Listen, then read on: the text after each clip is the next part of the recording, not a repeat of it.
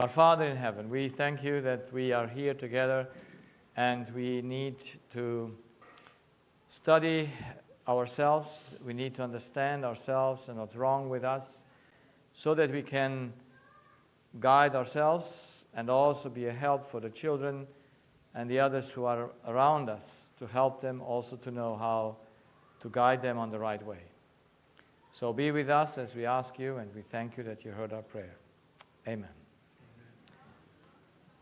So we have gone in these 3 days to want to know what is the knowledge that we want the children should learn, and we want them to learn themselves. They need to know the way they think. They need to know the way how they are wired. Those are things we want them to learn.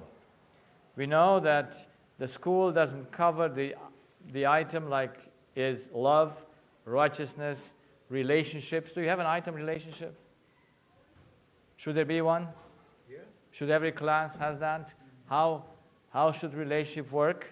Where you then bring in the law, God at the entrance, and the humans at the exit.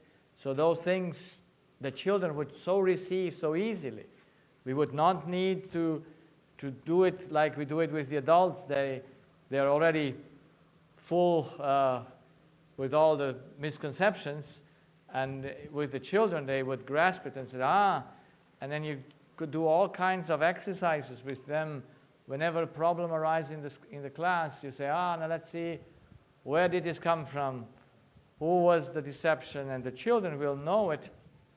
And even if they might not put it into practice immediately, they won't forget it when they get into situation. So we want to know those. We want to teach those things that our schools are not taught, that is love, righteousness, relationships, the law. So those items need to be implemented in the curriculum. And what we want that everyone should learn is to have control over its own thoughts. Yeah, so that, children, I don't know if they do it here, but when they get a little bit of a pressure in their urine bladder, they just raise up and go to the toilet. Those are not nice things to do. You have to train them. You can keep your bladder as long as it's possible. We don't just jump, and just do things. We need to control our body.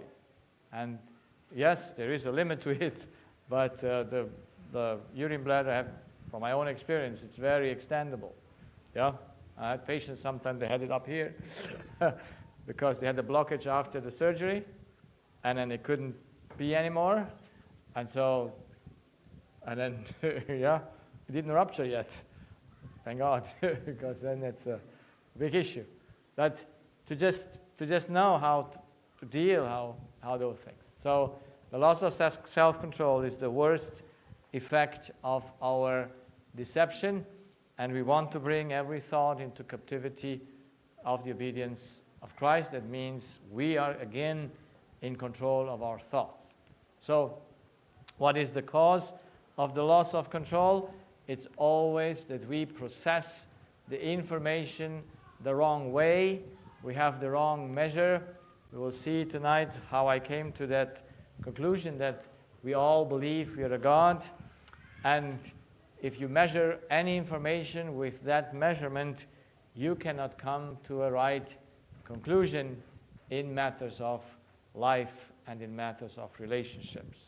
Yes, you might come to the right conclusion in matters of technical things. You may become a good computer technician because all those things are absolutes, but relationships are not absolute. In those things, you will get into trouble. So we saw that the right key to understand the things that needs to be interpreted are a few things. We need to know the human condition at birth. We already saw that in our first presentation. Then the basic law of all things. We saw that in our second, that everything is a channel, everything has an entrance, and everything has an exit. And always remember, the law is not the letters that are written on the it's not the 10 Commandments that's the law. It's the table that are the law. And the tables make a clear separation from the entrance and the exits. That's why God wrote them on 2 tables. And even when he repeated them on 2 tables, not because there was not enough space on 1 table. Yeah? So, and what is unchangeable in humans? Its structure, the functions, by what we function, and what is the source where you have to take your need is all set. Once again, the law, everything is a channel, it has an entrance and an exit. Nothing can exist or function by itself. It must take the power that is set for the channel. Every channel has different needs, and he has to take exactly that needs, what he has there. He has to process it and work with it and pass it on, because he cannot use them for himself. So love was not meant to be for you. Are you with me? You only need love in order to share it. Because when you share it, you have it. You keep it, you lose it. Righteousness we have in order to give it, to be righteous. Not that others should be doing us righteousness. The need for truth we have, not that others should not lie unto us, but that we should always say and tell the truth. So no need that you have is for you. It's always to pass it on. That's the law, because God is selfless and he is altruistic. That's why he made that everything works in a circuit. And if one channel in this universe is blocked and everything is in a great circuit, how much is blocked? The whole thing. That's why when Lucifer, who was the first channel after God, blocked himself, the whole universe got into trouble. That's why God has to deal not only with our earth, but the whole universe needs to get back on track where it has to be. So, once again, what we studied yesterday, how are we built? What is the structure of the human being? Anyone want to tell? Spirit plus body is equals to soul. Yeah? Well, that's most important, so that we know what's the problem. Then the function, how do we function? We know that the spirit controls the body. The body cannot control himself. The body can do nothing by himself. It is always controlled by the spirit. And in order the spirit to control the body, he needs to give the body 2 elements. He needs to give him love, and he needs to give him chemistry. It's the spirit who brings us to go to the bottle of water to drink, and he is the one that is in relationships and gives love to the body. So both elements, only the spirit can supply to the body, and all this are unchangeable. This every child needs to know. It's the spiritual compass. It's the key for understanding all other things that are not by itself understandable. We saw yesterday the first case of that 30-year-old lady that got headache because she found out that her boyfriend has betrayed her.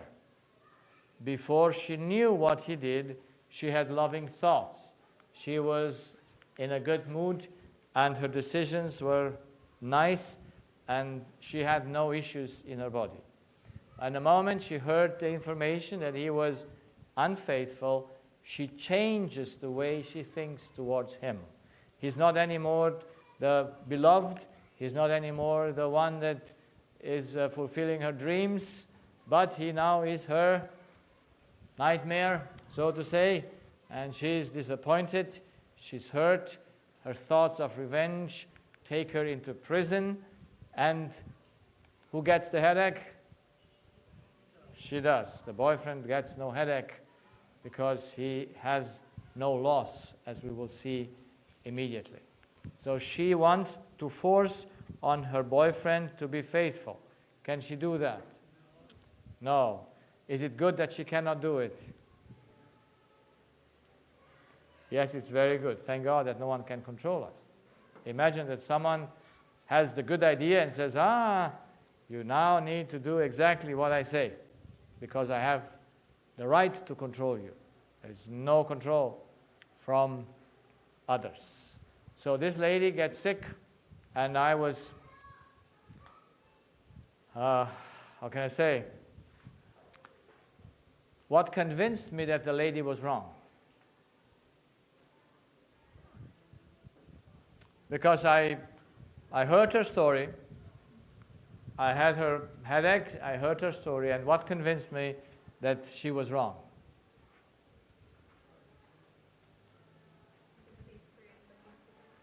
Pardon?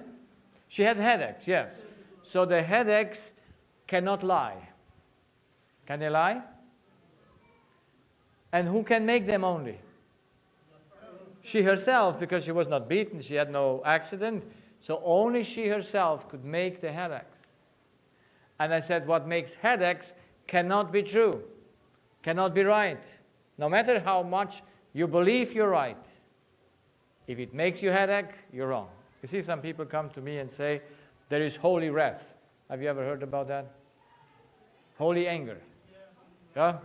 So, holy anger, yes. It's, so like Jesus in the temple or Moses when he broke the law. Yes?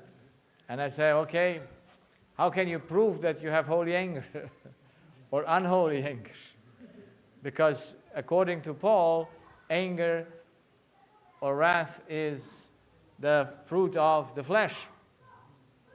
You don't find anger in the fruit of the Spirit, do you? Is there any anger there? Of patience, yeah? There's long-suffering, kindness, yeah? There's nothing like anger there. So where is anger, there is not the truth. But there might be an exception, but every time I think I have a holy anger, I get headache. And then I know it was not a holy anger. Yeah? But you might deceive yourself, thinking you're right. And then when the headache comes, you know you were not right.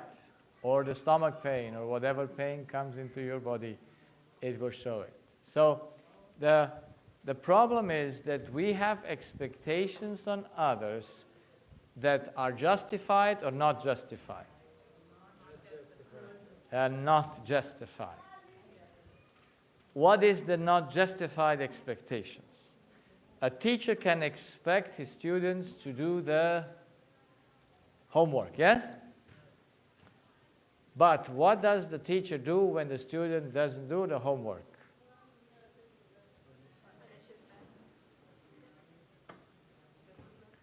So he can discipline. Does the teacher get angry? Does he take it personally? So if he takes it personally, it's wrong. Because the teacher then wants the child, the student should do it for itself, herself. While you want the child does do it for God, yes, and not for you, but for God's sake. So if we get angry, then we know that we want the students to obey because of me. And then you're automatically in a battle with the student. This is why the student is not your subject. Or is it? How will you deal with respect or non-respect? Yeah. Is he allowed to not do his homework? Yes or no? Yes, of course. He's free to not do his homework. And you as a teacher can say, well, very good. You now have, I don't know, what's your grades? Do you have grades here? Yeah. You have a 0 and greetings to your mom. Yeah. And then you have no problems. And then the child would think, this teacher, I cannot make him angry. Because in the moment you put pressure, you are in trouble. And you also bring the child in trouble. The child needs to know you are allowed to do what you want. Does not the Bible tell us through Solomon, young men, what does it say? And I don't know, it's in Proverbs or in the Psalms, where it says to the young man, do whatever you want, but remember that you will give an account one day. Yes? So, God gives us freedom, but we need to give an account. And we want to help the child to be accountable, to be responsible for what he does or not. But you see, the greatest problem a teacher and a parent does is that he takes over responsibility if the child makes his homework or not. You think you're not a good teacher if your child does not do the homework. And then if it's about you, you need to push that things should be done. And you tell us, you stay after hours to do your homework. That's dictatorship. You won't make him smart by that. Because that's force. He was not made for force. He is allowed to bear the consequences to fail down this year and come next year and come again and again, because it's his business, not yours. Well, the parents can spare the money. If the parents cannot bring him, so it's good that they spend him 2 years than 1. So that's their business. You have no responsibility for what the child learns or not. It's his responsibility. You have just a responsibility what you teach the child or not. That must be very clear. And if you would know your responsibility, then there would be no conflict. No conflict. Because you would say, I taught it to you, I offered you it, you take it not, that's your problem. And the parents, you can tell the parents the same thing. The child is responsible if he makes his homework or not. You as a parent can give him consequences. I as a teacher give him consequences, grade 0 or whatever. You have all the tools in your hand to show the child that he's dependent on you. But if you are dependent on them because the parents pay the tuition and you need to bring them through, then that's compromise. And nothing will really work. But if you would go straight, you would see what a great result you would have. Because children need to know their responsibility. You see, to how many parents do I speak? And the child doesn't want to graze up in the morning to go to school. Yes? And whenever the mother is already 10 minutes out and the child is still taking his pants and goes, yeah? Well, that's nonsense. The mother should know, you're here in time, you come to school. You're not here in time, you stay home and enjoy life at home. Yes. Yeah, so be friends with them. Be friends with them. You earn your harvest one day. Yes?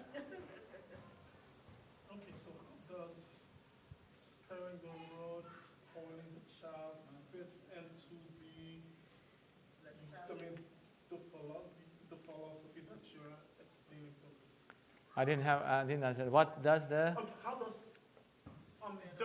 the Bible says if you spoil the rod, if you spare the rod, you spoil the child. Yes, I understand.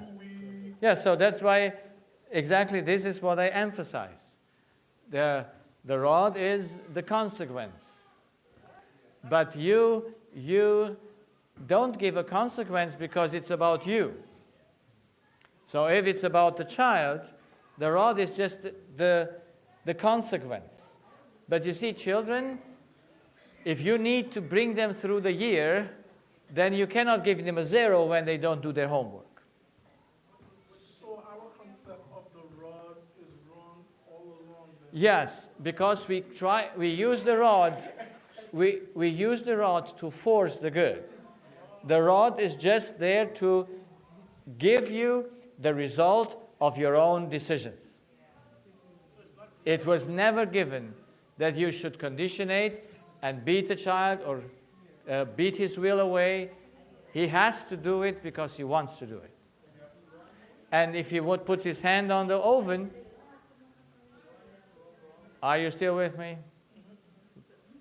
We can discuss. I'm happy to discuss because, yeah?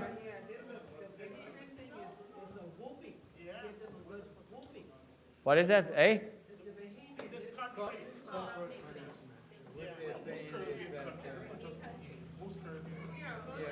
Yeah, you can give a consequence. I have no problem with the consequence. Just the reason of the consequence needs to be known exactly.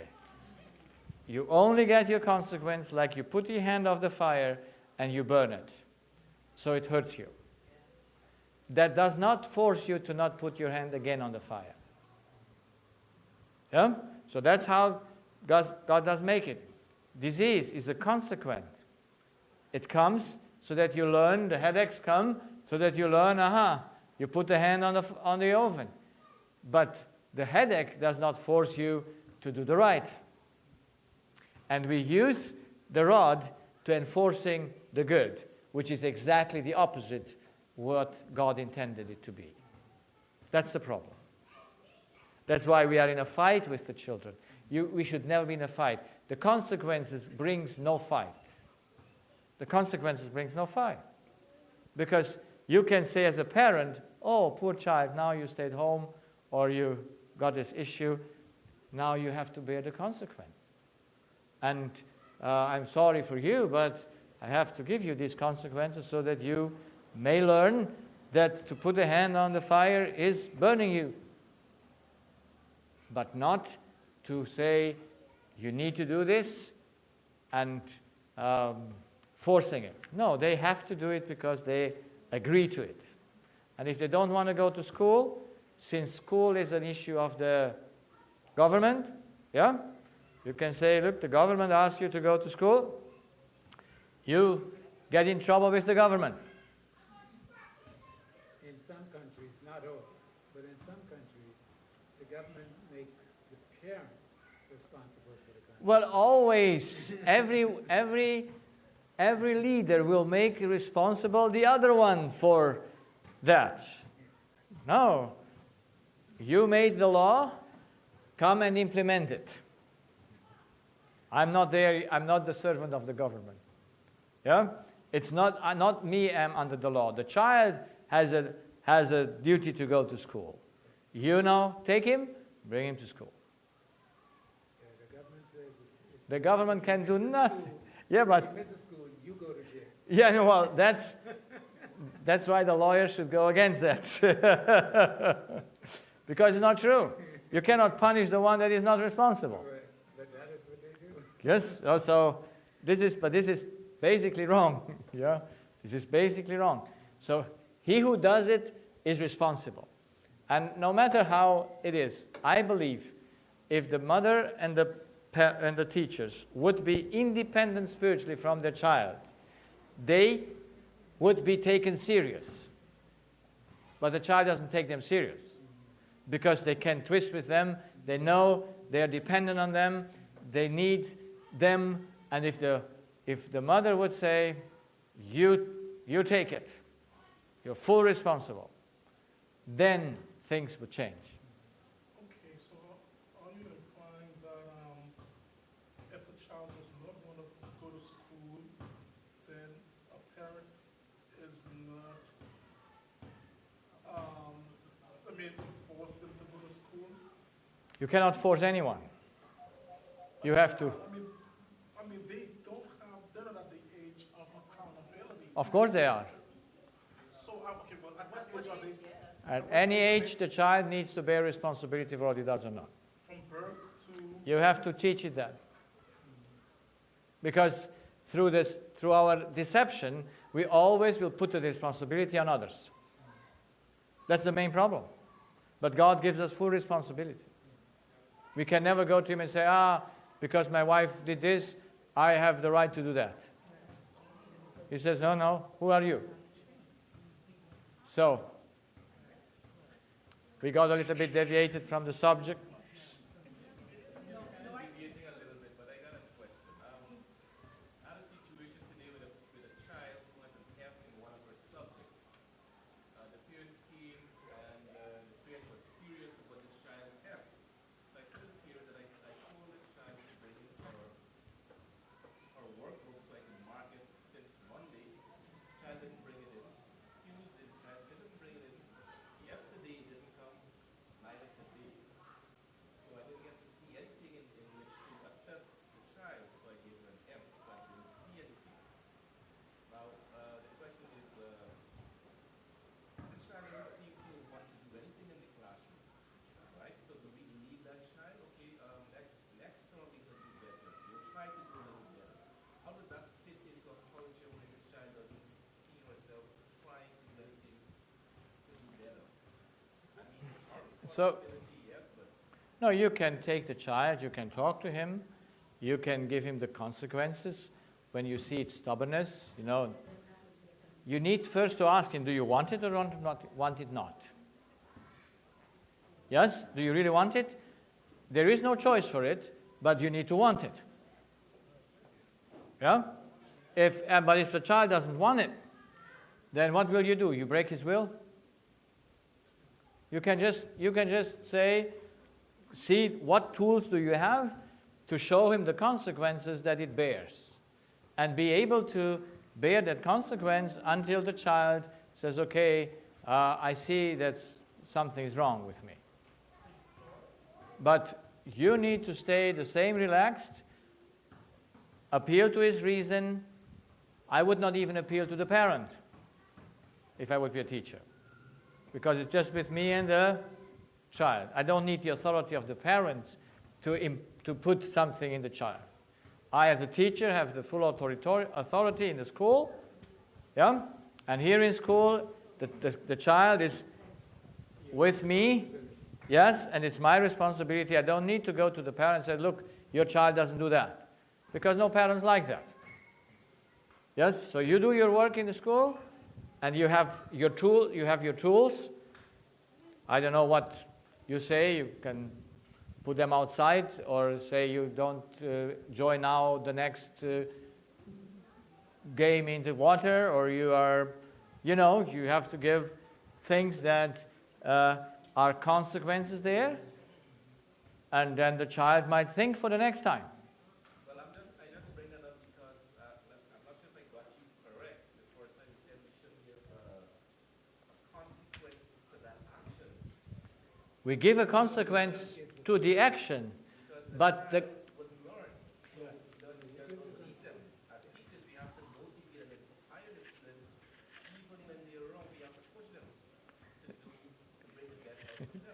well, this is where we need to know the human being. There is nothing by pushing possible. And even if they listen by pushing, it's not going to last. Yes? It only lasts when it's in freedom done. Only then you have the will. Yes, we have to do our duty, we have to learn, but it must be done because we gain the will of the child. But how often do you ask the child, do you want? Do you really want? Yeah? Do we take his will in account? Yes, we can say this is the school, this is the rule, there is no exception to it, but you need to see yourself that you want it as well. This is the hard work. Yeah? Not to push things or to make conditions, because in the end the child will do it. Yes, but you have learned. You did nothing good. It's better to pull than to push. Yes, yes. Yes. So you wanted to ask something? No, it's just that children, well, as humans, as we grow, we get more understanding of the world, right? And sometimes when you're very young, you don't have a clear picture of what you want for your future. And when I was little, I struggled to read, and my mom caught on to it when I was in second grade. And I asked her. I remember thinking, this is terrible. I won't be able to do. I can't do it because I struggle. I had issue reading. And then I asked her, well, aren't there people in the world that just don't read and they just go about their lives? And she said, yeah, they're called illiterate. I told her, I want to be one of those. I thought it was like Perfect, perfect. but you know what? You know what she told me? She told me over my dead body. Yeah, no. and she said, no, you're going to learn how to read. And at that time, I did not like it. I felt like my mom doesn't love me, right? But you know what? Now when I think about it, and I know I can read in two languages. What? And I am so thankful that my mom did not just let me to not read. Now, would there have been a better way? That's the question. So, the idea that the mother is clear and says, okay, you have your own will, but we have to see, you cannot account those things right now, what comes. We have some duties to do, and I will give you another day to think about it. Because in the end, if you would not have wanted to do it, you would have not done it. I didn't want to. No, but if you would have not wanted to do it, you couldn't do it. The thing is, when I wanted to do it is when I was like in middle school. Like, my desire for reading was around sixth grade that I started getting more liking for reading. But to get to that place, I needed to have read a long time ago.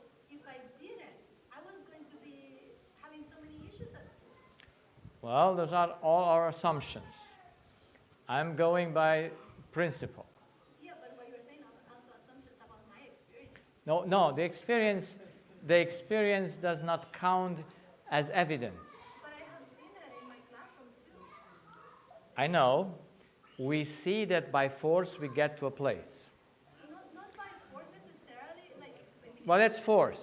Well, the thing is, okay, well, perhaps I didn't word it correctly. Like my mom said, I'm gonna beat you up if you don't do it, right? Like she evidently there was a longer conversation. There was a give and take. She would sit down, she would read for me, and she would, teach me, right? But she did not allow what I wanted to, which was I don't want to read and I don't want to write. Well, the will of the mother is okay, but it's always the method that we use to get to the heart. Why did God not use force in his teaching? Why is he excluding force in life? Why is force the opposite of love? Yeah, but what I'm saying is, like, sometimes the child is not going to see the reason for it. That's clear. But why not giving the child the consequences? Why not letting the child get its consequences? And be free and pray, but never go against that how God made it to be. Because we'll all bring experiences. Yes, I know parents that come and say, if I would have not forced my child to eat, it would have died or starved to death. But it's not true. It's just assumptions. Well, the thing is, but what I'm meaning is, like, yeah, like, perhaps, I'm telling you, like, my mom did not just, like, step in, was spanking and stuff. Yeah, like, she had kind of She was, okay yes. to do that. you have to be decided as a parent. But there's no strategy for it. Like let her just go. And I wasn't really getting consequences. I could not see that it was the reading part of my education that was causing all of these problems. Yes, but let us never justify force for anything. Yes, but are you saying that this is also force? Like just sitting down and saying, no, I'm gonna purpose it. Yes. I'm gonna read it. So yes, because what we need to implement what is force. Everything that you want to enforce on the other, that he should do your will, without being also his will, is force. That's why I would retract myself. I would say, okay, my child, you're in this situation, you're wrong the way you perceive the things, but think about once again, because there is no other way to do it. Think, how could you do it? Yeah, So but give no it, one just talks to me. exactly. So we can, as parents be, and as teachers, be very decided. We should never make compromise, but we should never try to enforce the good, because this is the evil of all evil. Yeah, but that's what I'm getting at. Like you're saying that there should not be strategy for like. There should be a strategy, but only the divine strategy. Never do it otherwise, like God would also do it. I tell you, this is so hard for us, but it will bring a perfect result, because only the method of God's way He made us to work will finally bring the good end result. Because we don't even want that children should make their homework. That's not our goal, does it? We want them to have characters, no matter if they can read or not read, no matter if they can study or not study. We want them to have a character of love and to know what is wrong in their life. So we just use the school, we use the situations to make them in God. Yes? But like parents always are blind to the real situation. They want that the child should be orderly, and then they implement the order, but they don't know that the order is just a sign that the child has an issue that is deeper than the order. Yeah? So we want to gain them for heaven. We want to bring them to have their identity in God and their strength in God. And My parents were teaching me that. pardon? My parents were teaching me. I know. But I don't go into the experience of people. I just want to share the principle. So we should never justify force in education. Education has a consequence, and the consequence is not forcing the child to do the right. It just shows him, you did the wrong, you get the consequence for the wrong. So here the parents are and the teachers, we have not known the human being and what's so deep wrong. There is no greater wrong in this universe except to enforce the good on another. This was the devil's temptation. This is the temptation of this lady. She wants her husband to be faithful, or her boyfriend. Is it a wrong thing she wants? For whom does she want it? She wants it for herself. So the problem is so subtle, so deep. So that's why we need to get it. When we have a pressure in ourselves, we know we're wrong. The deception already took over. So we want to gain the will of the other. This is not an easy task. It's easier by force. It's easier by conditioning. You get them like in the military service, but you have them when they go out.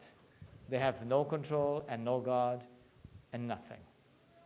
So that's why we want to have only the method that is out of love and implement it. But we need to be decided, so decision and consequences needs to be there.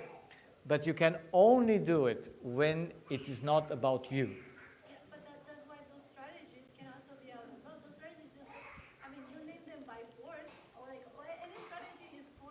No, I didn't say strategy is forcing. Can be out of love, even if the child does not understand The child, the bigger picture. yes, but it needs only to understand what's the picture now. But that needs to be gained the will of the child. What I have seen in 20 years, I have seen the human being in all its ages and in all its development states, from childhood to the old age. And I went and have seen it. And I'm clear. We look to this result now. We want to look to a long-term result. And the long-term result will not keep if it is not done by conviction. But to work with conviction and not with force, allowing the consequences to come, giving them a day or two to see the consequences or where it leads, where they are. Then reason has the ability to take place so that they get and say, okay, do I really want to go in this way or do I not go into this way? So don't get me wrong. God is clear. There is no, what I teach are absolutes. You cannot put them away. So God is saying clear, if you don't eat, you die. If you don't love, you die. So we want to teach. Your responsibility is it to do it. You don't do it for me. But parents take the children doing it for themselves. Teachers want to do it themselves. Bosses, chiefs want to do the things for themselves. And this selfishness we want to eradicate. But we cannot eradicate it by force because that's exactly what selfishness is. Please. I do understand the fundamentals of what you're saying of this philosophy, but is this even possible in an imperfect world? Isn't this really like more like almost like hypothetical mindset? So if, yeah, I understand your point, and what you say is exactly what I heard so often, that it's impossible. And if it's impossible, don't try it. Let's stay with the old. Yeah? So let's stay with the instinct. Let's stay with what comes out of us without judging it first. And I tell you, we also raised 6 children. I mean, back then I wasn't having this understanding, but I haven't seen it in all times. Heaven is a free place. You're allowed not to be there. We only can invite them. We cannot push them. If God would have any force for the good, we would be all doing just the good. There would be no way to do the evil. But since love is freedom, love allows you to do the wrong, but it gives you the consequence. Because there must be a consequence. Wrong is wrong. So don't confuse the consequence and the other things and the pushing. So you see, just take that clarity, what is force and what is consequence. The consequence will not force you to change. The consequence will just make you think, oh, this was wrong, putting my hand on the oven. It burns. And then you can appeal to reason and say, do you really want to put your hand again on the oven? You really don't want to make your homework? You really don't want to read these things? But it must be in the voice of the parent and in the voice of the teacher. Full freedom. Full liberty. I mean, would it not be nice? Yes or no? I would enjoy it. Imagine you're a teacher, you're without stress. You're totally stress-free because you give responsibility to the child and give him the consequence. And say, you come tomorrow and we talk again. Let's see, maybe you change your mind. But there is no way out. The duties needs to be done, the schoolwork needs to be done, but if you don't want, then you have the consequence. When parents or teachers look for motivation, we give them treats, stickers, promise them something big for Christmas or New Year's to get something done. Is that some type of fraud? It's a type of buying. We just go into the heart of men so that we understand. So is that wrong? Let's talk all together.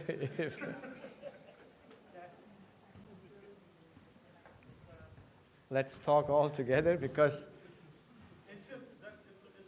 it must be challenging so that we think. So is that wrong? Conditioning or rewarding is as a way of buying a person. You're buying the mind of the will. Yes, you buy him because you buy the heart. We will see immediately how the subconscious works, and then we could understand it better, why consequences work and how it should come into reason. So we have seen this with our relationships. I go over it because we have lost a lot of time. So we have here the spirit and the body, and what the body gets is what the spirit gives him, and that's the thoughts towards the neighbor makes the electrical impulses. And now we are not in this line of the truth so that we take from God and give to humans. We are just in the error thinking we give from ourselves, but we don't see that we always want to receive. And so we have at the entrance of our spirit, mother, father, and so on, and they need to fulfill our needs. And if they don't do it, we need to make them better. That's in education the same. We won't do it for ourselves. But if we cannot do it, then we force them, because everyone has its own spirit to guide, and then we get sick, because disease is the result of the opposite of love, that is putting force to the good. Putting force to the good. Yeah? Now, all problems that we have come from our hearts, from our subconscious. In our subconscious, we just think with two thoughts. And I discovered first the negative one, the loss. Every issue is loss. And when I saw that every issue is loss, I said, okay, how does that work? And so, by God's grace, I discovered the heart or the subconscious, how it works. So in the conscious, we have our will. Yes, we are conscious what we want.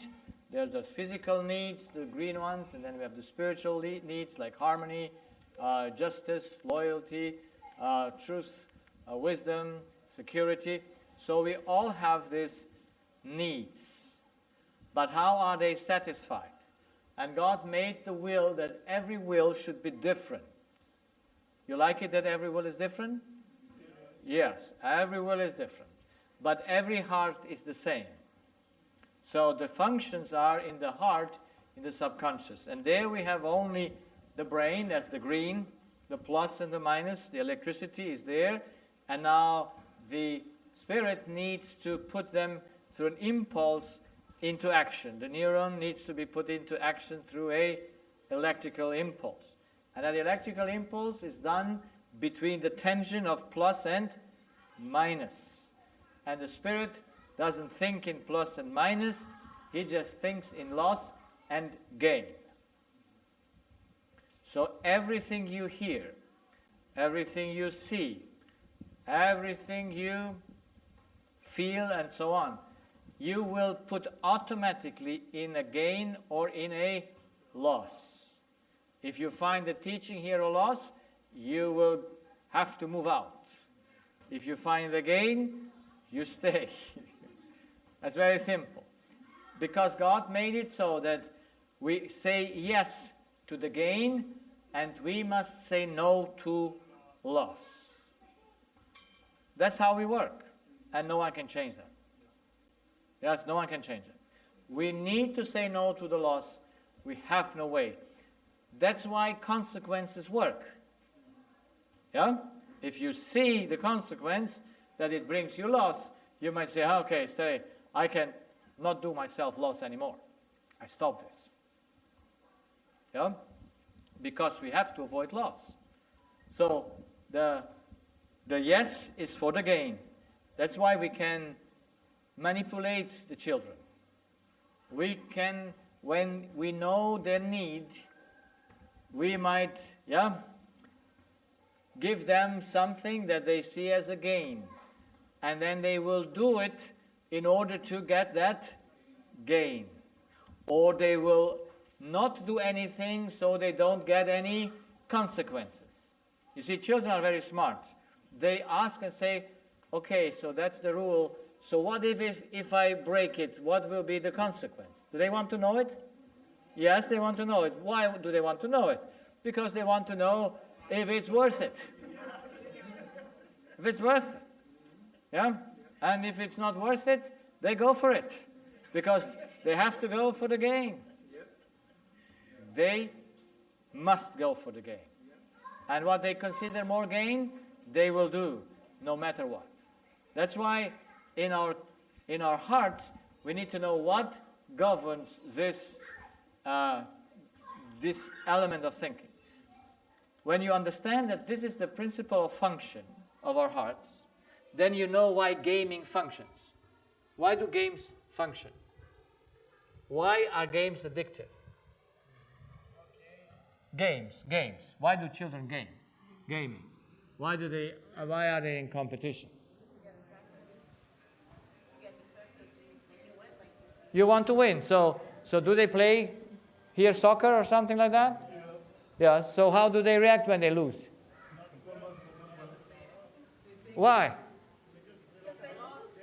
Because they cannot take the loss. They must gain. That's why they'll fight. Each other fights in competition because they want to gain and believe when they beat the other, they have the gain. Is that gain? You understand? So that's why competitive games should be excluded from school. But okay. No? I mean, because it feeds the idea that I must to compete with my fellow students. And it gives us the idea that we all need to be on the same level. No, we are not on the same level. One has more abilities, the other has less, and everyone has to come to his abilities that is possible. That's why we need to evaluate the children as a teacher. You see, this student is smart and goes fast.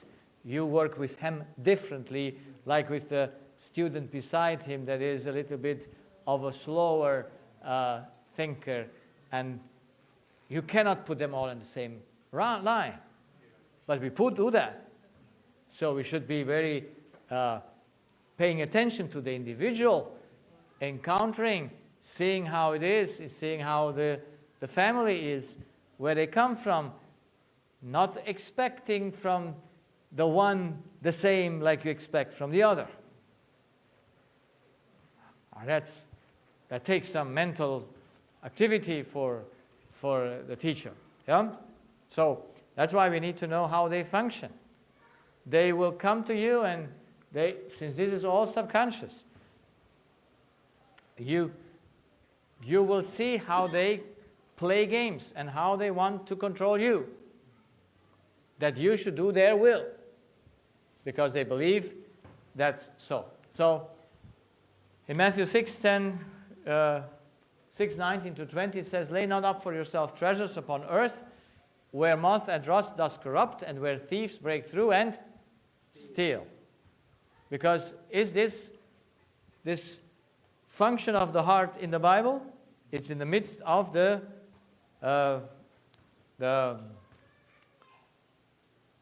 Sermon on the Mount. But lay up for yourself treasures in heaven, where neither moth nor rust does corrupt, and where thieves do not break through nor steal. Is that all the heart? Can you see it? For where your treasure is, there also will your heart be also. Yes, you're always where your treasure is. What you treasure, that's where your heart is. So this means gain and loss. So the question is just, when you have understood those two Bible verses, what is the problem? God says, lay not up treasures on earth, but lay up treasures in heaven. What's the only condition for the treasure? So it directly out. How should your treasure be? So that your life is secure. Because where your heart is, there also is your life. Out of the heart are the issues of life. So if the treasure is eternal, your life is eternal. If your treasure is perishable, your life perishes with your treasure. So it's all about if you can have a treasure that is losable, is that right? You can lose, or a treasure that you can never lose. So we need a treasure. Do you want to be rich? Yes? There is no choice not to be rich. You know that? You know that God made us with the need to be rich? We need to be rich. It's not a choice to not be rich. Nowhere, everywhere. We need to be rich. That's the need of the heart. You need to have a treasure. And the bigger the treasure, the better you're off. Pardon? It's always the same. It's not pre or post. This is the principle. The gain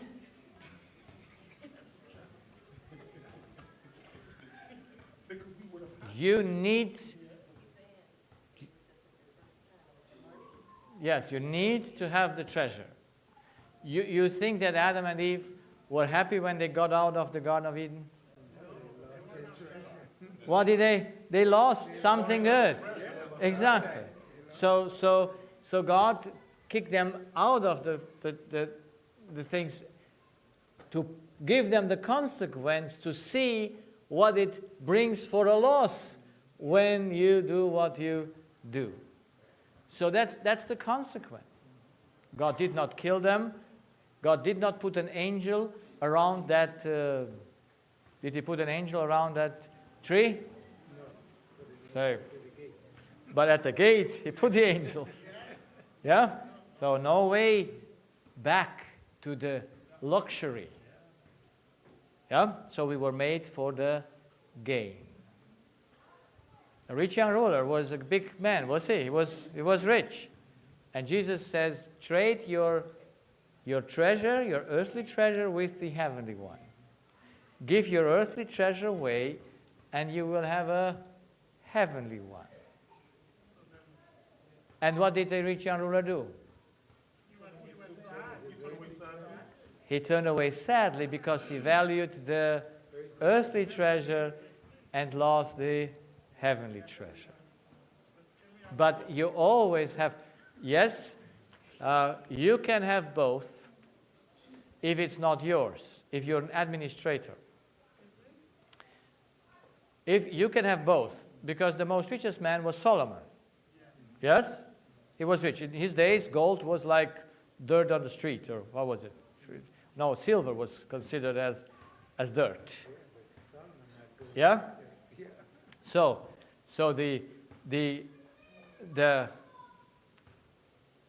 that he was rich was God-given because he was at the beginning with God. Yeah? So God is the most rich person, and He made us to be rich. It just depends on what are we rich. Where is the treasure? Is it eternal or is it perishable? If your treasure is your job, when it's gone, you're gone. If your treasure is your husband or your wife or your mother, then it's gone. if your treasure is your car and it's gone, so you need to have a treasure that no one can steal from you. That's why it says, lay up treasures in heaven where neither moth nor rust can corrupt, nor thieves can go and steal. But you need a treasure. You cannot have not one. Yeah? And when Peter came to Jesus after the rich young ruler went away, and they said, how can this be possible that man could be saved? And then Jesus said, well, what is impossible with humans is possible with God. And then Peter asked that question. You like that? I got this promise last year. You see, in Romania, when there is New Year, you're in a church, you go, and then you get a cart with a Bible verse on it. And there is God tells you something and those are the promises. And people make these cards, and for this year, I was in a church in Romania, and I saw there were 2 cards. And the first thing I thought, maybe I give one for my wife, one for me, but then I said, no, I picked 2 for me, so I take 2 for me. And I took another one for my wife and for my mother, They also want to have some promises for the new year. And I don't know when, sometimes in the year, I put my hand in my pocket and saw the 2 cards. I said, what did the Lord tell me for the new year? And I got this, on both cards were the same messages, but from Luke and one from Matthew, I believe. Yes? And it is there where Peter asked Jesus, what will be among us? We gave up everything. And then Jesus says to them, and listen to this, it's fantastic. A promise that I said, wow.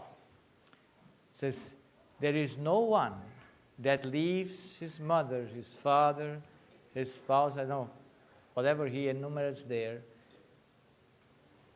and come because of the kingdom, because of serving me, that he will not have it 100-fold on earth and eternal life. Now, will we ever be poor on earth if we give everything? Yes or no? It's impossible, because Jesus promised you will have it 100-fold. Financially, in anything. In anything. I tell you my experience. When I started 21 years ago, and God brought me in difficult situations, and the more I was in minus, the more I said, it's your God, it's you, it's yours, not mine. The moment we give all, we have all. And we don't need to starve for it. We don't need to carve for it, because God's word works. But what does not work is our faith. So our faith needs to do it. Because David says, I have been young and grown old, and I have never seen the righteous or his offspring, a seed, to what do? Beg for bread. Because that's not possible. Imagine you're the child of God. He will let you beg for bread. He might bring you through difficulties so that you see your dependency. But don't think that you are ever going to be poor if you're going and walk with God. You cannot be poor. You cannot be stupid when you walk with God. Because you go with the most wise person. It makes you wise. We all come on this earth not so intelligent, but the more you walk with God, you become more wise.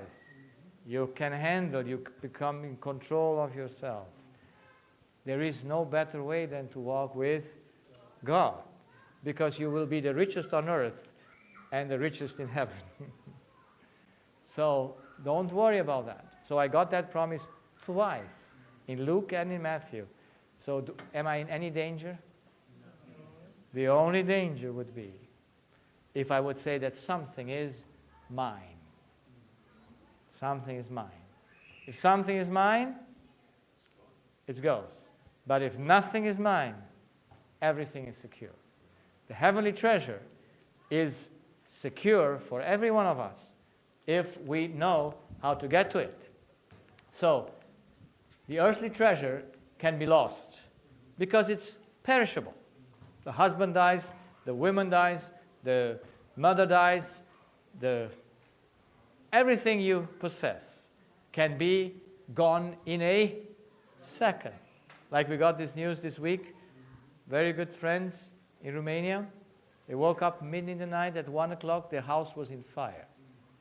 They could not save except themselves, and the lady got her phone saved and her purse.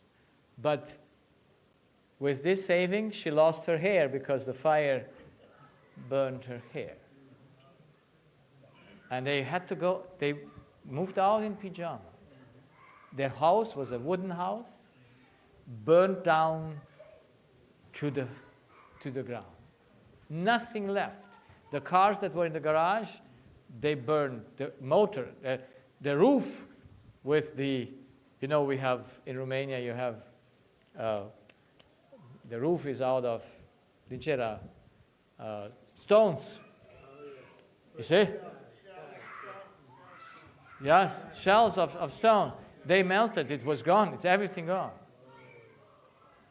So now they start from how much? Nothing. But the lady, she confessed, she has an issue with things that she wants to keep for herself. So, So, in one moment, everything you believe you have can be gone. And what's then with you?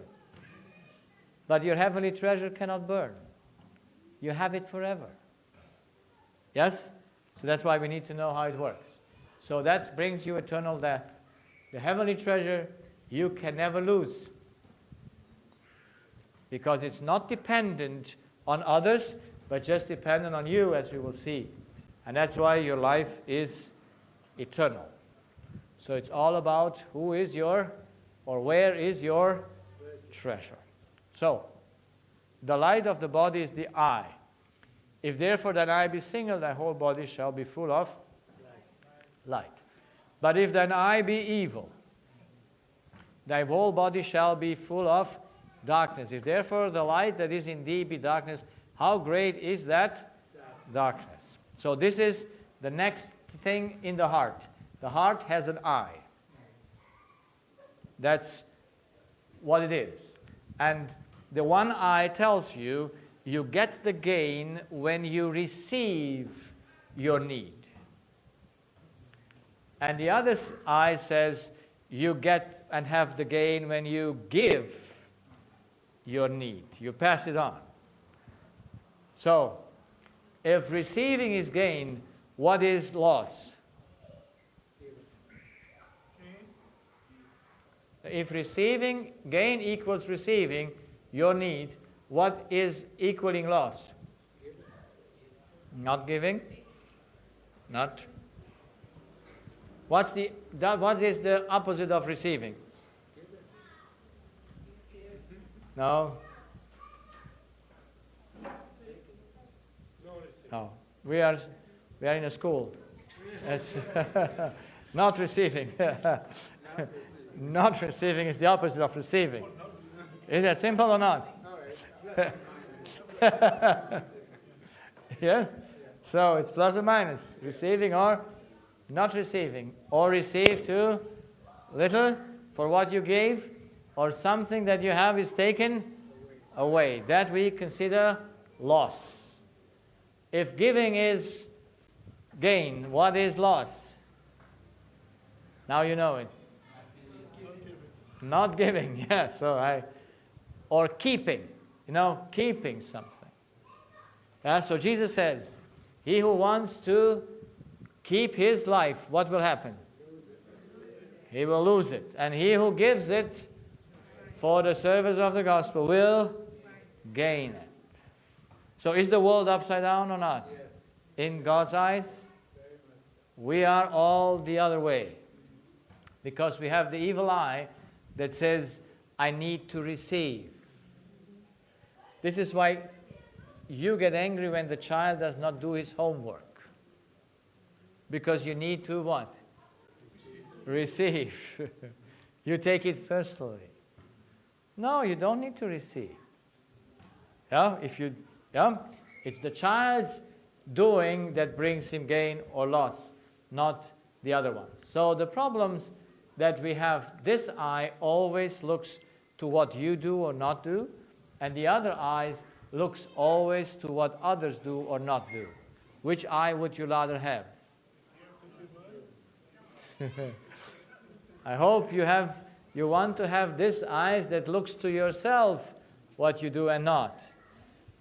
But you see, the evil eye looks like love because it always is interested in others.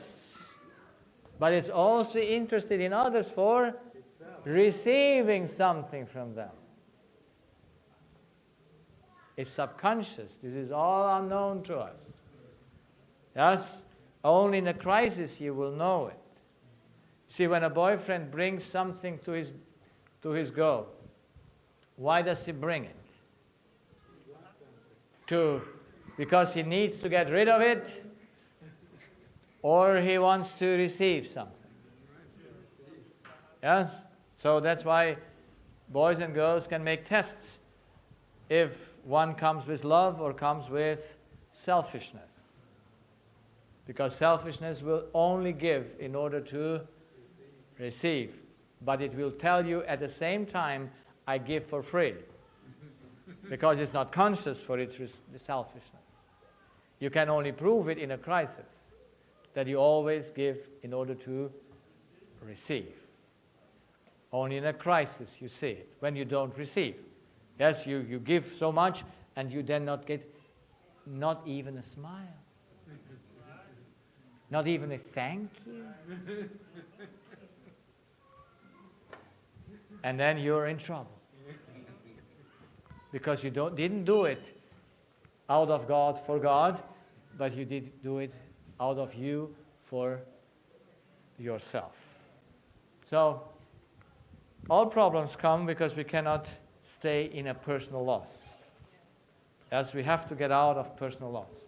That's why I came and saw that selfishness means I have property, I have possession, and pride, things I can create. That's why we always give in order to receive, because we think we have something in ourselves that we can give, that we can share.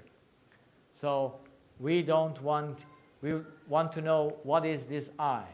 And so I came to see that this I is that what betrays us. It says you have property or possession. Do you have it or not? How Job was in the truth. He says, naked I came and there you go. The Lord has given, the Lord has taken. You're happy? Can we do that when we lose 10 children in a day? Can we do that? We can't even imagine it. That's inhuman, is it? It's above human possibilities. What Job did was about human, but he was in the truth. So, pardon? He was hurt for God's sake, not for his sake. Because God's property was gone, not his. It would have teared into pieces if he would have taken that loss personally. He would have not survived. It would have killed him. Like his wife, yes, took it personally, and God preserved her, and the devil also.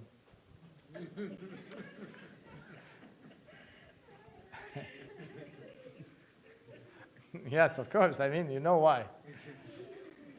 He needs an entering wedge to get to the person. And women are an easy tool sometimes. Yeah? So we cannot have property or possession because we cannot create anything. Our children are not ours. Our bodies are not ours. Nothing is ours. We can see that here, but the heart will tell you something else. What does the human think he can create? He believes that love is his creation. Can we create oxygen? No, we take to give. Can we create water? No, we take to give. That's the law. Can we create food? No, we take to give. That's we take from the earth. Can we create love? You say no, but everyone believes yes. We all think that our love comes from ourselves. Yes? But you never can share what is yours. Only what you took before. So that's why people believe the love comes from them. That's why they give in order to receive. They need no source for love. Yeah? And there are people that they are very aware that they believe they're gods. So love comes from them, comes from their inside. They just need to find the well there. So what does the human think he can create? He thinks that love is his creation. So if love is your creation, who are you? A creature or a God? Yes? So there are only two identities, only two kinds of eyes. The one eye says, I'm the creator, and the other is the creature. The creator is a system that exists by itself. That's why I always paint God as a circuit, because all things come from him and all things go back to him. And everything in between is a channel. And he is independent. Everything else is a channel. The human is an open system. He is dependent. He first needs to take in order to give. So that's how we function. So we can never give what we did not take before. But we all believe that we are not a creature, but a creator. So, do you believe that you're a God? No? Then I have to I have to convince you that you have to see that you think you're a God. Yeah? You know that you would never get angry if you would not be a God. Yes? So, there are two proofs that we believe we're God. And those two proofs is the behavior of man. Yeah?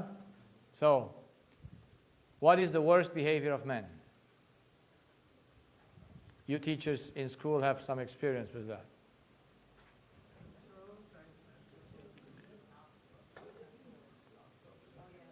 No, that's not a behavior. Selfishness is a motivation, you don't see it. Behavior is visible. Yes, but how do you lose your self-control? By what behavior? What do you want to do? You want to have power over others. That's why you fight with the children in school. That's why you enter marriage, to have power over your partner. You don't like it? Just go home and see it. I mean, just face it. We call love. Yes, we are in search of love, but we don't know that we just are in search of power. That's why you need money to have power. And if you have all the power, then you need to become president. You see, I had a friend who came to me, and he shared with me, he was living in South Africa, and he was very famous. He was very doing good in his businesses, and then he said, I need to become president of South Africa. Yeah, you mean you need to go to the top. You cannot stay a governor. Yes? Arnold Schwarzenegger. You know Schwarzenegger? Yeah. some of you. He wanted to become President of the United States. Why could he not become? Because he was born in Austria. At least he became a governor, signed the death sentences. Yeah? So you like the power. All our goals is to have power over others. So, these kind people in the back, I would also like to have power over them. He's not paying attention to me. He distracts my famous teacher from what I want to teach her. But he's obviously more interested than me.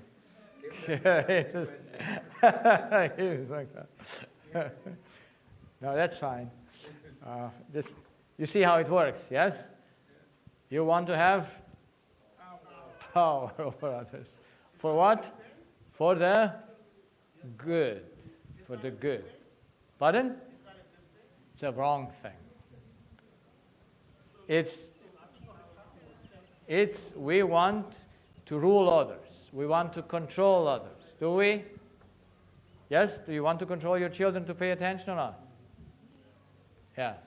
You judge over others because you believe you are the measure. And then you ask for worship. Have you ever asked for worship? Yes or no? In some ways within others, I mean, maybe not directly, but Well, directly, indirectly. you need to be praised, you need to be appreciated, you need to have respect, you need to be applauded. Anyone needs to tell you thank you? You're still recording me, yes? That's good. It put me on hold. So, these are things that we all do or not do. We do. Yes? Especially when we get in trouble. So, we always think we give before we take. That's the greatest proof that we are believing that we're a God. Because only God gives. Only because He gives from within. He never needs to take.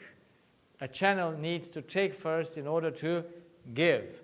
Whenever you believe you give something from yourself, you must be a God. Because if you would just pass on what you took, how much praise would you have? None. You just pass on what you took. So the next thing is ideologies. Religions, the most are teaching and believe they're gods and use power to rule. Wherever there is power to rule over others, there is the wrong behavior, the wrong religion. Atheists, agnostics, humanists believe they be spiritually independent, and if you're spiritually independent, you must be a God. Science, the theory of evolution, believes that we are the highest being. That means, where does the theory of evolution come? It comes from the heart of man who believes he's a God.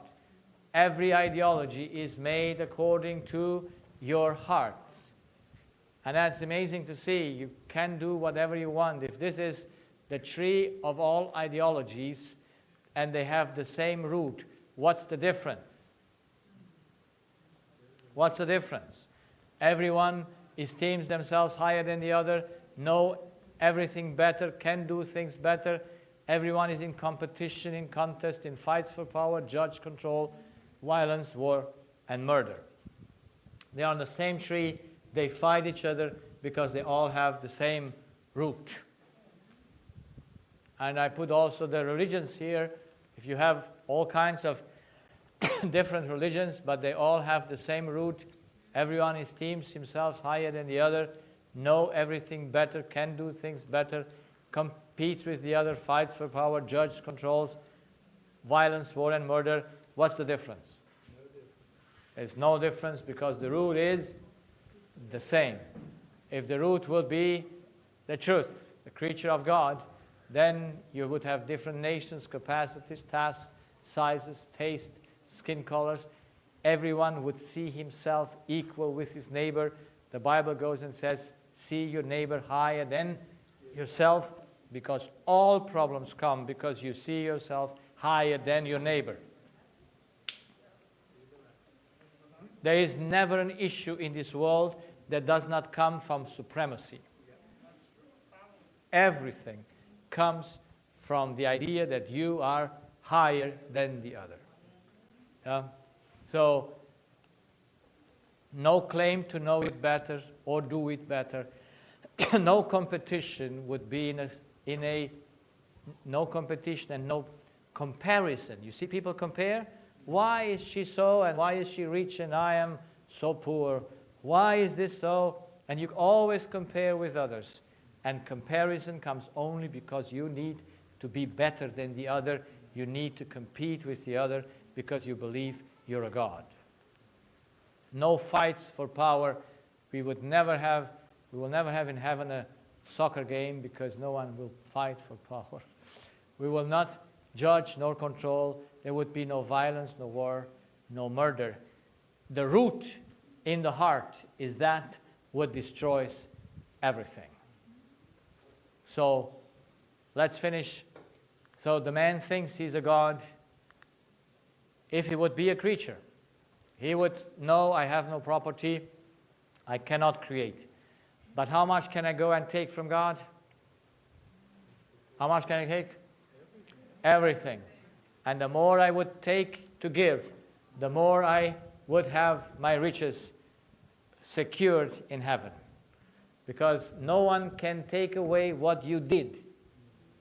Yes, your actions will always be yours. But if you think your gain is in what you have and what you are, then your gain will be taken away. So the Bible makes it very clear. The heart is deceitful above all things and desperately wicked. Who can know it? The only thing that is in the heart wicked is this wrong identity. Now I want to finish with a thing that we will talk tomorrow then, and you're more fresh. Because we have the meeting in the morning, yes? So we disfellowship all the children, or we bring them here too? No?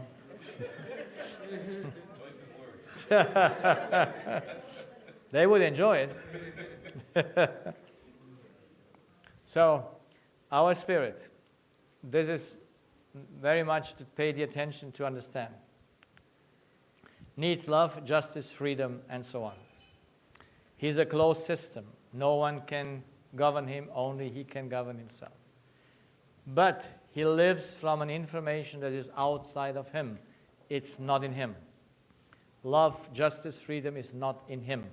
Those are empty bottles in himself. And he needs to fill them from outside and then pass them on. And God is the only one that has those things that our spirit needs. But how did he make us to get it? So, we live from an information, from the Word of God, and who God is. Those are the two things. Who God is and what he tells us or does to us. Now, how do we implement this? Since there is no choice, who is our source? God made the Spirit to implement with an active process to take in the Word. But he made this process to be automatic because it is no choice. You see, when something would be a choice, it's not automatism. But where there is no choice, you need to make it automatically. So the identity gives the human being, so to say, in it lies the whole functions of the Spirit. So we need to trust, because trust is binding. Yeah? Trust is something the Spirit does going out of him into the external. And faith is getting in what is coming from outside. We don't live from trust. The law does not feed us. The measure does not feed us, but the measure helps us to know whom to trust and what to believe. So this is an automatically and unconsciously thing. Adam had the right identity. He is a creature of God. When he opened his eyes, when he came into existence, he automatically trusted God by no choice and automatically believed God's word. When God said to him, look, I made you to be king, I made you to be administrator of the earth, then Adam, did he say, hey, you didn't ask me before? Did he say that? No. Adam was aware. He just obeyed. He immediately went to work and did what God told him, because there was no need to not trust him. So now comes the temptation.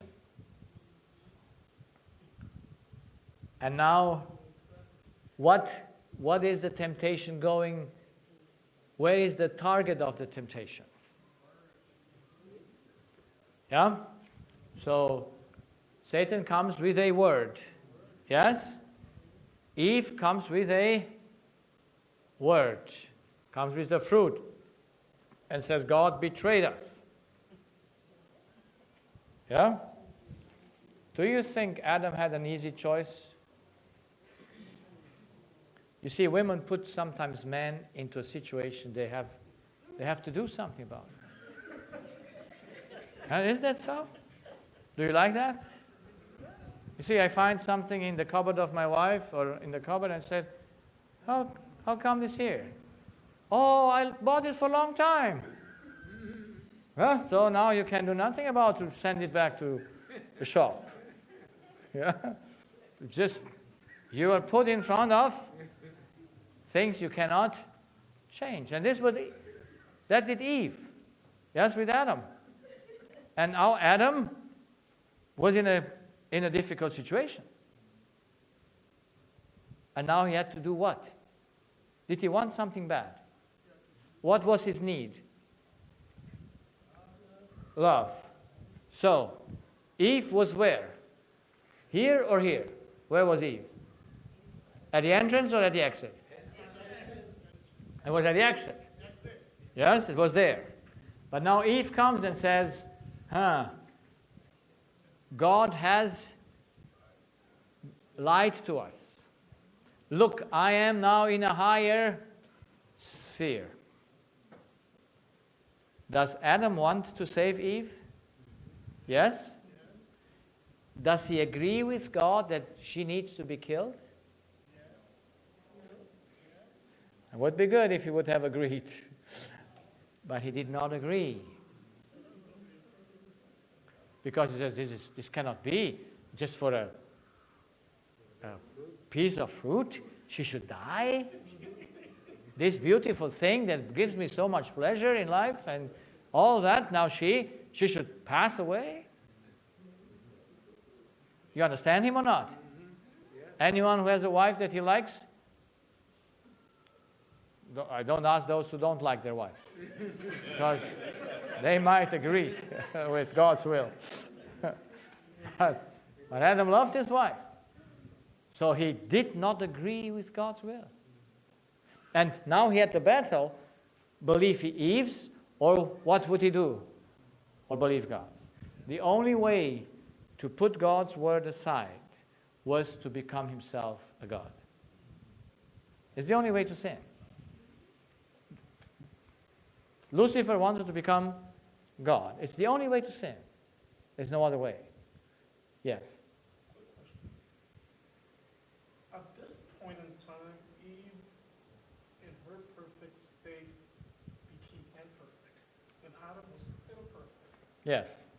What explained that Adam, in his perfect state, still was able to, in spite of seeing the direction that Eve was going, down the path of doom, but in his perfect state, he made the choice to follow her.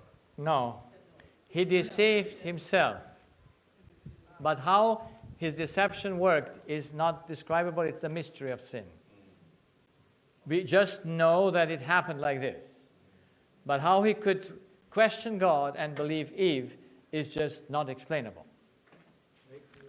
Yes, because it's unreasonable. But however he did it, he became a God, and then he does not need any law anymore. Does he need God?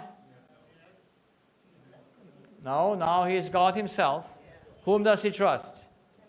He trusts himself. He does not need the word of God anymore because he lives by what he believes. He now switched Eve from here to here.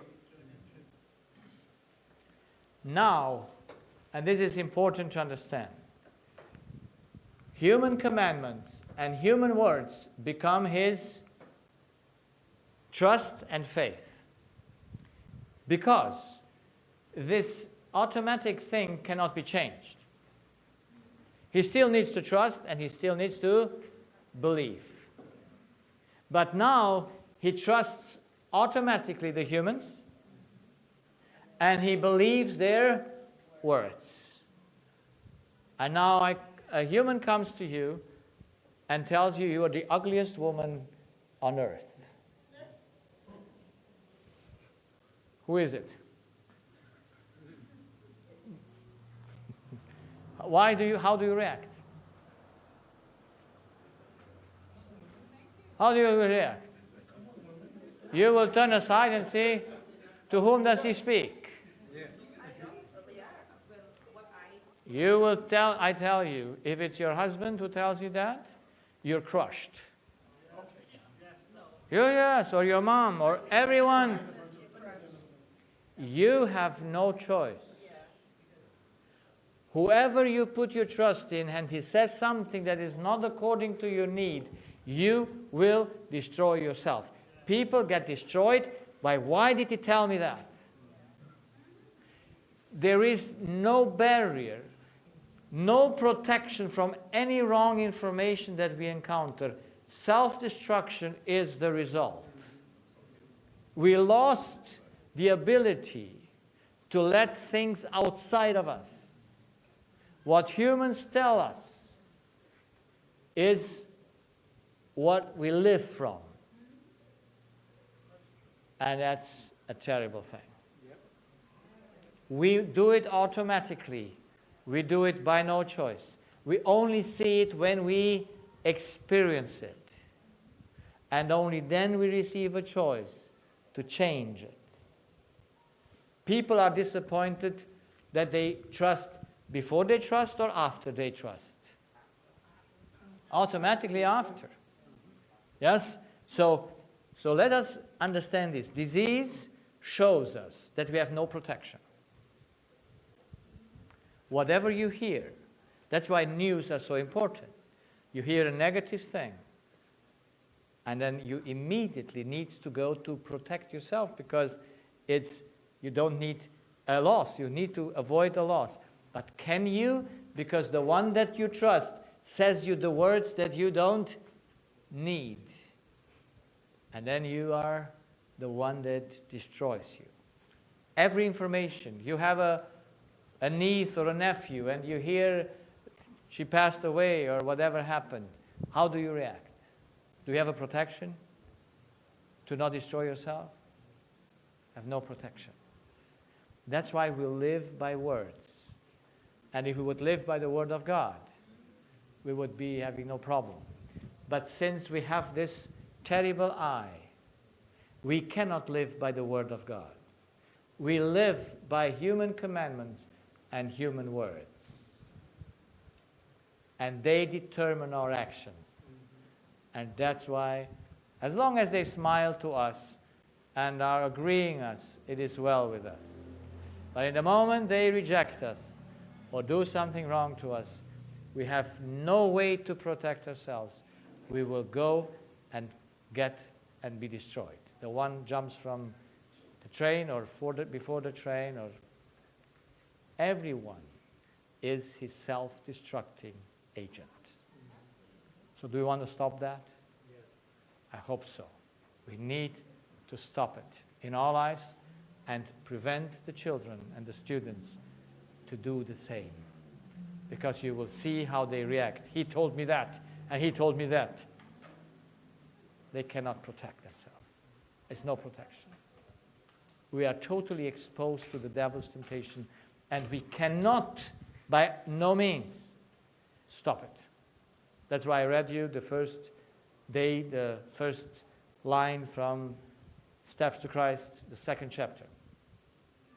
Man lost the power over himself, and he became the captive of Satan. He can send you just an enemy that tells you exactly what you don't want to hear. And the enemy leaves, and you are sitting there, and you have your cinema in your mind, and your body will be destroyed sooner or later. So this is why we have to do something to change. We need to redeem us and our children by the means that God has provided, and tomorrow we will speak about that means. Any questions for tonight? I mean, it was a long night tonight, yes. Yeah, first of all, I would like to really thank you for such an intriguing presentation. I was really satisfied. However, I do have a last question pertaining to the beginning part of, for those that here early, we spoke about, we dwell a lot upon force. Yes. Okay, the wrong approach of force and so forth and so on. Now, it's been on my mind as we kind of near the ending of this presentation. What is your position? By the way, you're a doctor by profession, right? Yes. Not a minister. Not a minister, but the doctor is a minister. All right, since you're not a minister, then I think it, Yeah, so to ask I you don't this- make a difference. Yeah, I mean, you know what I mean by minister, church minister. Yes, yeah. I don't work church. What is your stand or position as it relates to force with altar calls? With altar? Altar Altar calls, like calls. have- Ah, yeah, you have altar calls. and you call Yes, people yes. up to I mean, altar calls, if it's when you present a message to make a decision. Yes? Yeah. You can do the altar calls. Now, of course, they play music in the back and try to make you in a better way. And they also have some force in their altar calls. They pursue you. Yes. I don't see that in Jesus. I see that he calls. Yes. And I think a call is correct Yeah. for a decision. But I would not press in anything. Because when in John 6, they left him, there was 5,000. Right. And some of his disciples. And we know that he had the 70 and other disciples. And some left him. And he did not say, please stay here. Because he made that crisis intentionally to sift out that what has to be sifted out. Because they were following him not for the purpose of selflessness or altruism, but for personal interest. And then he said to his 12, would you not also go away? And then he said, is not that I took 12 disciples and one of you is a devil? So Jesus, I don't see any, I tell you how I did it at the beginning in my practice. When I saw these things, I was so happy. I wanted everyone to get it. So I have, my room is not so big. I have here my instrument and here my instrument, and here is the seat of the patient. So I have to, as an ENT, I need the instruments. And I have on my chair, here is my table with my computer and all this. And my chair is the flexible chair on so that I can go and consult, and then, and here is the door. Yeah? In the back is the door. So when I want to pursue you, then I come with my chair in front of you. Not too close and not too fast. There is a limit. When you're too close, it doesn't work. And when you're too fast, it doesn't work. So, and then I'm there, and then I try to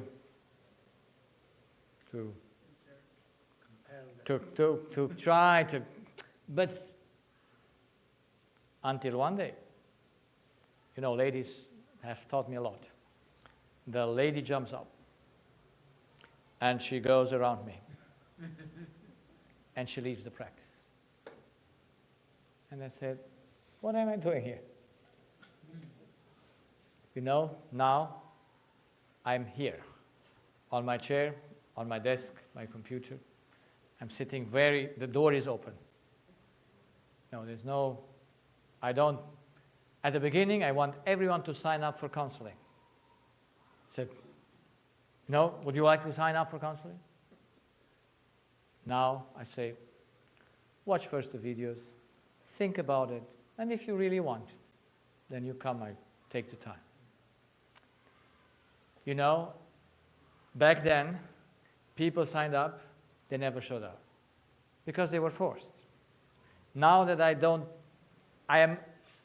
so control my voice. I'm so aware that it should be no force at all, just invitation. If they would see or feel that I would wanting them to enforce anything, then they would leave it. You can turn off the light here or whatever. I've learned my lesson. The more I step back, the more the patient comes toward me. But if I would not step back, the patient would go away. You see, it's a law. You need to appeal to reason. You don't want to appeal to the emotions. You don't want to press anything. I don't tell them, if you don't come, you will die in your disease or whatever. Yeah? So, there's no such thing. They are invited to come, and now when they sign up, they come. And I'm always booked out for 2, sometimes 3 months in advance for all my counselings. Yeah? So that's why the more we are self-controlled, the more the children will respect us. They cannot play with us. They know we don't do it for us. We do it for God's sake and for their sake.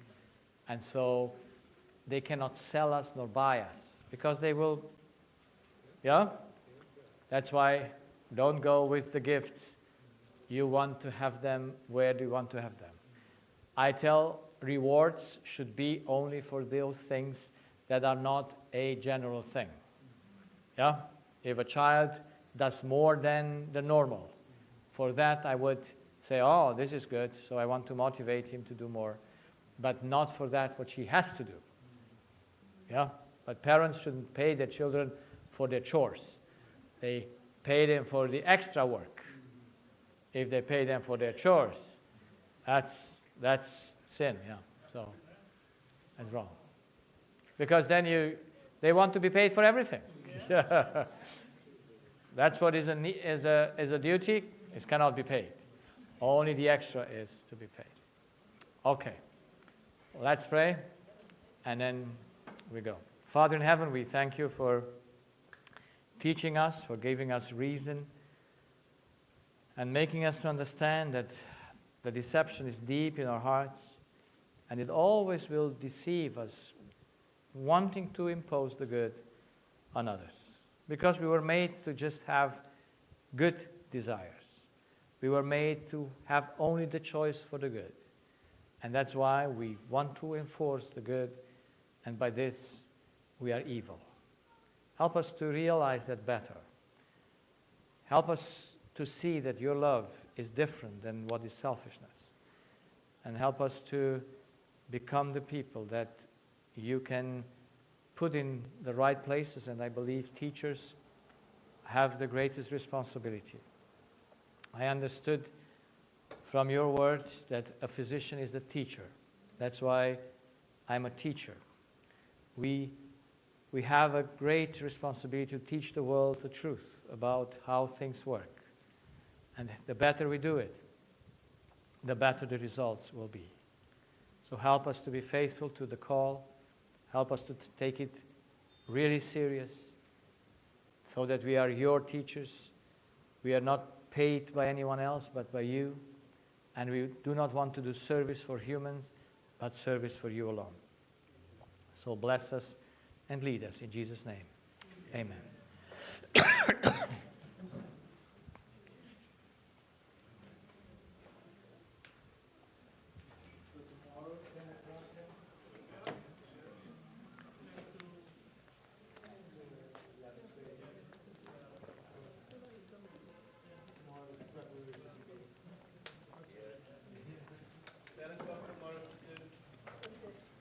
And on Sabbath in the church, yes? Yes. For those who...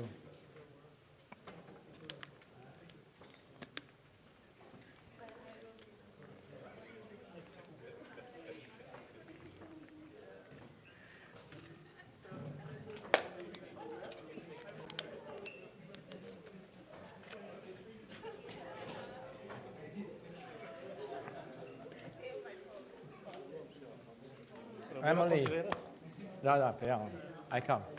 Give him the... My son came, Who's your the one son? with the hat. Oh, he's on. Okay. So shall I speak with him or with you?